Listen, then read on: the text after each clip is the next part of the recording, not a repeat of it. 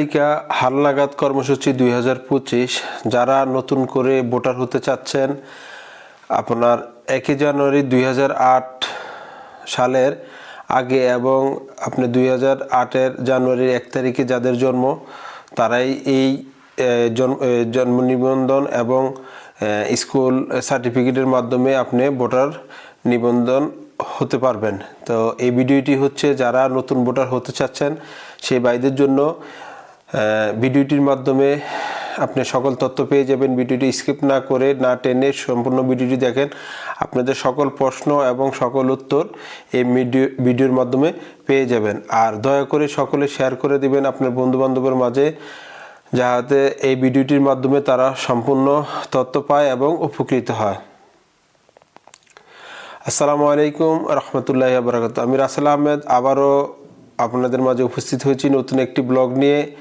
সকলকে শুভেচ্ছা অভিনন্দন জানিয়ে শুরু করছি আজকের ব্লগ। আজকের ব্লগের আলোচনা আপনারা হেডিংয়ে বুঝতে পারছেন। আজকের ব্লগের আলোচনা হচ্ছে যারা নতুন ভোটার তালিকা হালনাগাদ কর্মসূচি 2025 ঘোষণা করেছে বাংলাদেশ নির্বাচন কমিশন। তো আজকে এই ভিডিওতে আপনাদের সাথে আলোচনা করব আপনি কিভাবে কবে থেকে কয় তারিখের মধ্যে কতদিন এই কার্যক্রম থাকবে এবং আপনার কি কি ডকুমেন্টস প্রয়োজন হবে এবং ভোটার হতে যেসব কাগজপত্র লাগবে এবং ভোটার হওয়ার সময় যেসব বিষয়ে সতর্ক থাকতে হবে এবং কিছু বিধি নির্দেশনা আছে। তো কথা না বাড়িয়ে আমি মূল আলোচনা যাচ্ছি। তো আগামী 20 জানুয়ারি 2025 তারিখ হতে বাংলাদেশের ভোটার তালিকা হালনাগাদ কার্যক্রম শুরু হচ্ছে। যাদের জন্ম 2008 সালের 1 জানুয়ারি এবং আগে থেকে যাদের জন্ম তারিখ এর ঊর্ধ্বে তারাই এই কার্যক্রম উপভোগ করতে পারবেন। তো বিগত হালনাগাদে যারা এই তথ্যগুলা আপনারা নির্বাচন কমিশনের কর্তৃপক্ষের নিয়োগপ্রাপ্ত কর্মকর্তাদের দ্বারা করেছেন, তাদের হালনাগাদ যদি কোনো ভুলভ্রান্তি থাকে তারাও হালনাগাদগুলো করতে পারবেন পুনরায়। আর যারা নতুন করে করতে চান আপনাদের বাড়িতে বাড়িতে এই হালনাগাদ কার্যক্রমগুলা পরিচালনা করা হবে। আপনার বাসায় আপনার বাড়িতে ভোটার হালনাগাদের যে অফিসার যাবে তাদের কাছে আপনারা সম্পূর্ণ তথ্য দিলে আপনারা এই হালনাগাদের অন্তর্ভুক্ত হতে পারবেন। আর এই কার্যক্রমটি চলবে 3 ফেব্রুয়ারি 2025 তারিখ পর্যন্ত।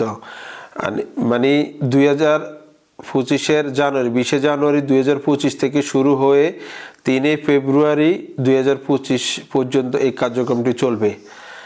আর যারা ভোটার তালিকা নতুনভাবে নিবন্ধন করতে চান তাদের জন্য আরও কিছু তথ্য আছে, আপনারা ভিডিওটা দেখেন। সম্পূর্ণ ভিডিওটি দেখলে আপনার তথ্য পেয়ে যাবেন। ভোটার হতে যেসব কাগজপত্র প্রয়োজন লাগবে, প্রথম হচ্ছে 17 ডিজিটের অনলাইন জন্ম নিবন্ধন কপি। 17 ডিজিটের আপনার অনলাইন জন্ম নিবন্ধনের কপি লাগবে। জাতীয় নাগরিকত্ব সনদপত্র কপি লাগবে। নিকটত্ব আত্মীয় NID কার্ড কপি, মানে আপনার পিতা অথবা আপনার মাতা অথবা বড় ভাই অথবা বোন দ্বারা যারা এই অন্তর্ভুক্ত হতে চান তাদের এই ধরনের NID কার্ড প্রয়োজন। আত্মীয় স্বজনের ভিতরে আপনি 4 জন, আপনার পিতা মাতা এবং আপনার বড় ভাই বড় বোন। আরেকটি হচ্ছে আপনি যারা SSC দাখিল এবং সমমান্য 8ম শ্রেণী পাশের সনদপত্র প্রয়োজন ক্ষেত্রে যদি প্রয়োজন হয় তাহলে আপনাদের সার্টিফিকেট শো করতে হবে।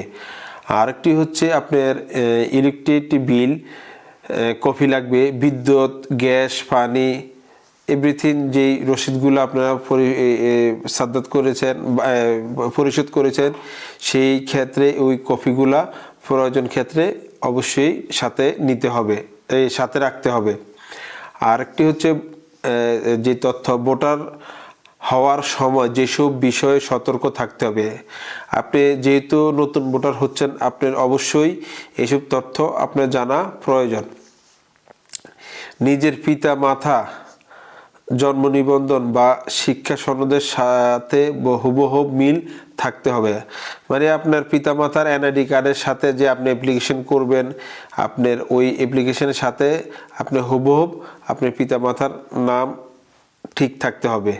জন্ম তারিখ অবশ্যই জন্ম নিবন্ধন ও শিক্ষাগত যোগ্যতা সার্টিফিকেটের মাধ্যমে নির্বাচিত করা হবে। মানে আপনার সার্টিফিকেটে যে জন্ম তারিখ আছে বা আপনার জন্ম সনদে যে জন্ম তারিখ আছে ওই জন্ম তারিখে আপনি ব্যবহার করতে পারবেন। আপনি জন্ম তারিখে আপনার এনআইডি জন্ম সনদে আছে ধরেন আপনি 2007, আপনি এখানে 2006 অথবা 2008 এমন কিছু করা সম্ভব না। আপনি যেটা আপনার এনআইডি জন্ম নিবন্ধনে আছে বা আপনার এসএসসি সার্টিফিকেট আছে বা অষ্টম শ্রেণী পাস সার্টিফিকেট আছে ওই জন্ম নিবন্ধনে আপনি ব্যবহার করতে পারবেন। আর তৃতীয় স্থানে আছে আপনার স্থায়ী ঠিকানা লেখার ক্ষেত্রে অবশ্যই ভোটারের প্রকৃত স্থায়ী ঠিকানা লিখতে হবে। মানে আপনার জন্মস্থান যেখানে আপনার জন্ম হয়েছে বা আপনার বাপদাদার বাড়ি, ধরেন আপনার বাড়ি হচ্ছে কুমিল্লাতে, আপনি এখন ঢাকাতে বসবাস করতেছেন, সেই ক্ষেত্রে আপনার কুমিল্লা স্থায়ী ঠিকানা আপনার কুমিল্লায় উপস্থাপন করতে হবে এবং তাকে যে ভোটার আপনার যে হালনাগাদ করবে ওই অফিসারকে আপনি অবশ্যই বলতে হবে আপনার স্থায়ী ঠিকানা।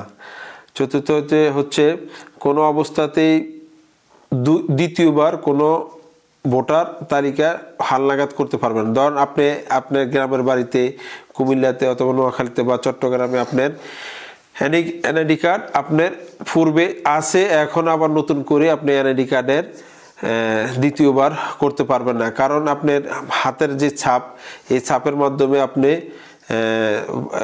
প্রমাণিত হয়ে যাবে যে আপনি প্রথমে আপনার এনআইডি কার্ড করা আছে।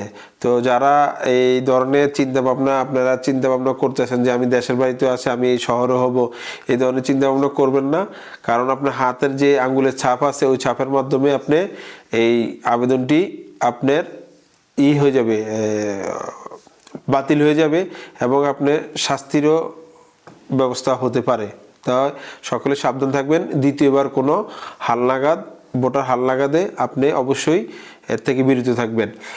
আর আরেকটি হচ্ছে মনে রাখবেন, অধিকবার ভোটার হওয়ার আইনত দণ্ডনীয় অপরাধ।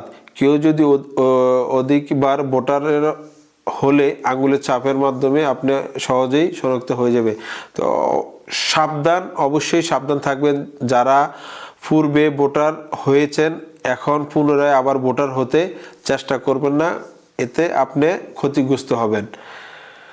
তো সঠিক তথ্যে ভোটার হব, নির্বাচনে ভোট দিব, এই স্লোগানে আমরা ভোটার হালনাগাদ শুরু থেকে শেষ পর্যন্ত আমরা সকলে চেষ্টা করব। যারা নতুন ভোটার আছে করতে আগ্রহী তারা অবশ্যই এই থেকে বিরত থাকবেন না।